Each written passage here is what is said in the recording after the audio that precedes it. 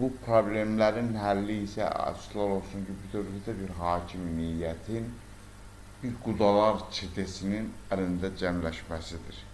Və biz nə qədər bu qudalar çetəsinin əlindən qurtula bilməyəcəksə və o sözün həqiqi mənasında real qurtuluş gününü qeyd etmək istəməyəcəksə, təbii ki, bu belə də davam edəcək. Dəyərli dostlar, bir şeyi xatırladım ki, məni bu yoldan yalnız yorulmaya bilər. Fərq etmir.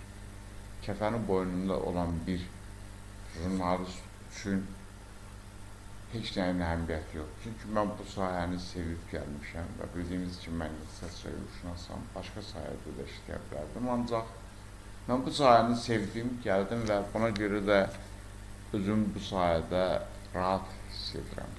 Olsun, qazancımız yox, düşmənlərimiz çox. Əslində düşmən dedikdə bir quduzlaşmış bir məmur sürüsü ilə üzəyik.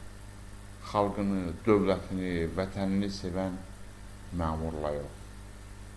Dövlət büdcəsini qoruyan məmurla yox. Onu tarayan məmur sürüsü ilə üzəyik. Təbii ki, burada düşmən çox olacaq. Ancaq elə fikirləşməsinlər ki, bizi bu yoldan çəkindirəcək bir qüvvə tapılacaq. Xeyr, əksinə.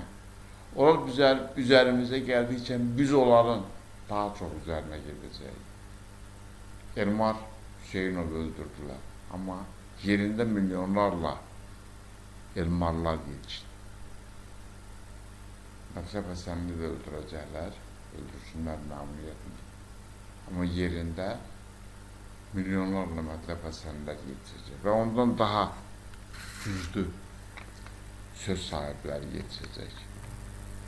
Necə deyərlər, Ruminin gözəl bir sözü var, deyir, mən nəyisə gəzdim, amma tapdığım bir reallığı, yəni bir